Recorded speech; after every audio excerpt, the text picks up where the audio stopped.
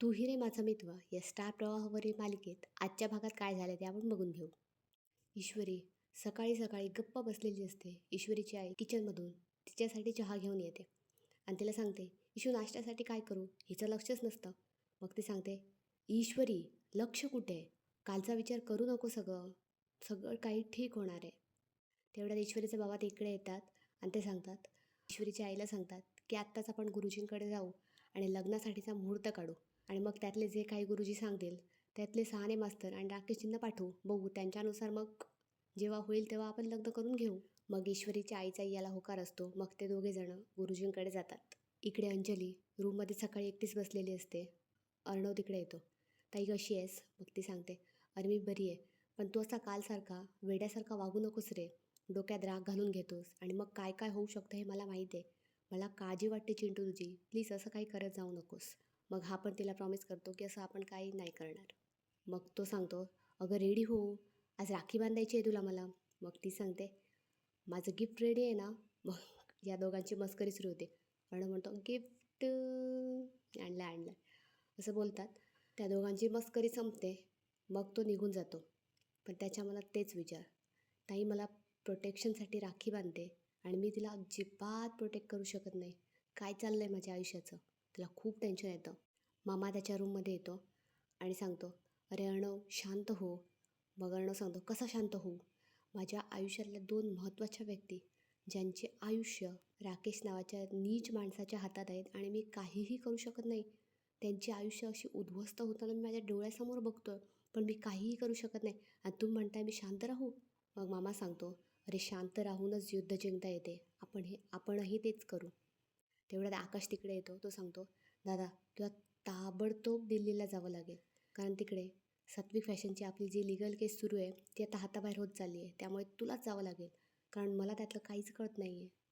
मग मामा आणि अर्णव दोघे मिळून यातून एक आयडिया काढतात. सकाळी आजी डायनिंग टेबलवर बसलेली असते. तिकडे ती मामी पण असते. ती सांगते की अर्णव खूप एकटा पडला आहे आई. तो एकतर काही कोणाशी शेअर करत नाही. जर त्याची बायको असते तर त्याचा संसार सुखाचा झाला असता. तो तिच्यासोबत आता सगळं शेअर करू शकला असता.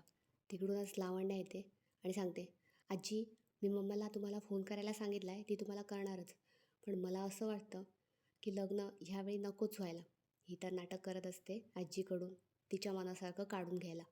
मग ती सांगते की लवकर लग्न नको करायला, कारण काय चाललं आहे आणि ह्या सगळ्या परिस्थितीत तर लग्न करायचं मन पण नाही आहे. आपण लग्न पुढेच ढकलूया. मग अर्णवची आजी म्हणते की नाही, पुढे वगैरे काही ढकलायला नको. लग्न मला लवकरात लवकर करायचं आहे. आणि ह्या दोघांना तेच तर हवं असतं. ती तिघं बोलत असताना तिकडे मामा आणि आकाश येतात.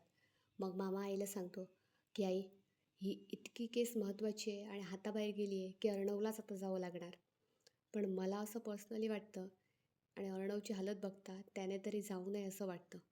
मग सगळ्यांचा याला होकारच असतो की अर्णव तिकडे जाऊ नये.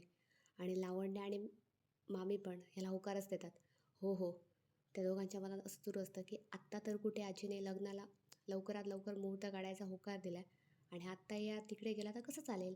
मग त्या दोघी पण हो हो, याचं जाऊन नाही चालणार असं लावण्या म्हणते. मामा म्हणतो की आकाशलाच जाऊ दे तिकडे.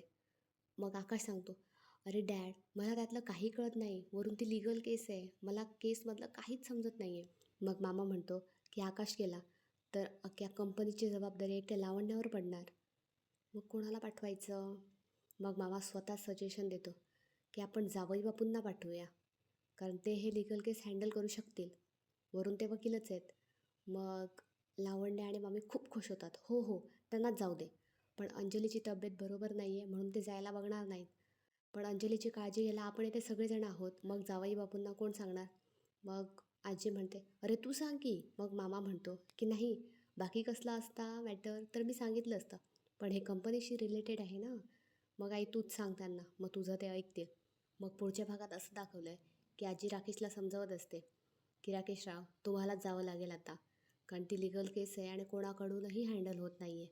मग तो सांगतो की आजी मी कसं जाऊ, अंजलीची तब्येत बरोबर नाही आहे. तेव्हा तिकडे लगेच मामा येतो आणि सांगतो, काही काळजी करू नका जावई बापू, आम्ही सगळे इकडे आहोत अंजलीची काळजी घ्यायला. बघू आता राकेश यावेळी कुठची अक्कल लढवतो